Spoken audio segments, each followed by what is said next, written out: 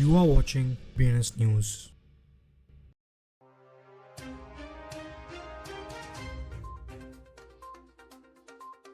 आज की headlines.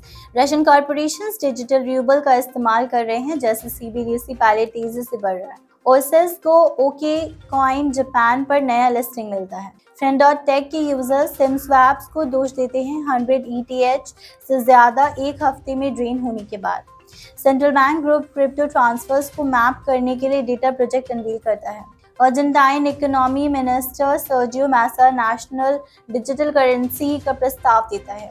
Ethereum का leading altcoin Lido finance total locked value में वृद्धि को हाईलाइट करता है। यूनिस्वैप जल्द ही फाइलकॉइन वर्चुअल मशीन्स में डिप्लॉय हो सकता है। व्हाइटलेक इथेरियम मेननेट में जेड के ईवीएम्स और फीचर्स जोड़ने के परिणाम पर विचार करते हैं। Fix rate focus deal protocol latest DeFi project है जो ओपन डाउन कर रहा है।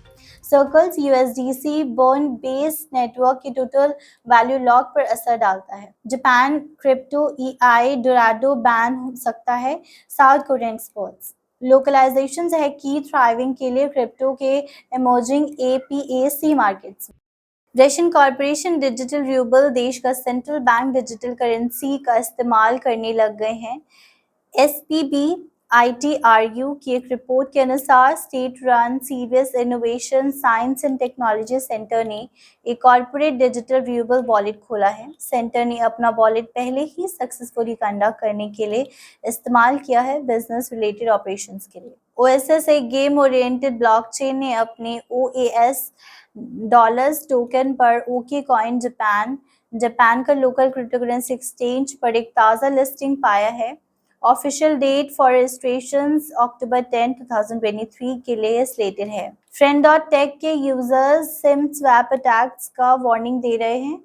एक रीसेंट स्पेट ऑफ सपोज्ड हैक्स के बाद, जिसका नतीजा लगभग 109 ईथर के आसपास $1,78,000 के बराबर 4 यूजर्स से एक हफ्ते के अंदर ड्रेन हो गया। Crypto exchange flows significant and substantial economically है, एक नया स्टडी कहता है। बैंक फॉर इंटरनेशनल सेटलमेंट से जो ऑन और ऑफ चेन डेटा को एग्जामिन करता है। सर्जियो मैसा अर्जेंटाइन इकोनॉमी मिनिस्टर और प्रेसिडेंशियल कैंडिडेट के अनाउंस किया है कि अगर चुना जाता है उसकी नई गवर्नमेंट प्लान में एक नेशनल डिजिटल करेंसी लॉन्च करना शामिल होगा, जिसे लोकल मीडिया ने क्रिप्टो पेसो कहा है।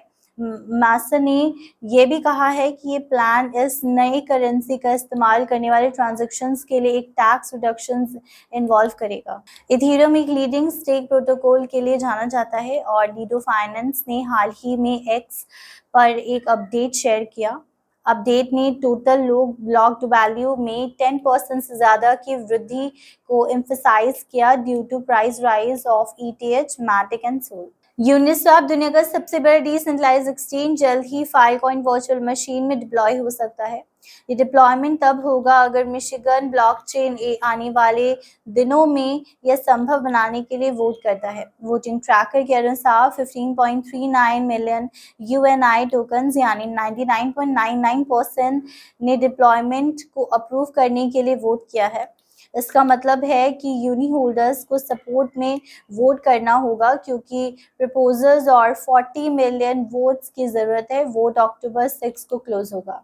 इथेरियम के फाउंडर्स वाइटलिक ब्यूटेरिन ने हाल ही में एक गहरे ब्लॉग पोस्ट लिखा जिसमें वो ये सवाल एक्सप्लोर करते हैं कि कौन कौन से फीचर्स इथेरियम प्रोटोकॉल के ऑफिशियल पार्ट्स बनना चाहिए वर्सेस उसके ऊपर बनने जाना चाहिए। यह एक ऑनगोइंग डिबेट रहा है नेटवर्क इन्वॉल्व करने के वक्त।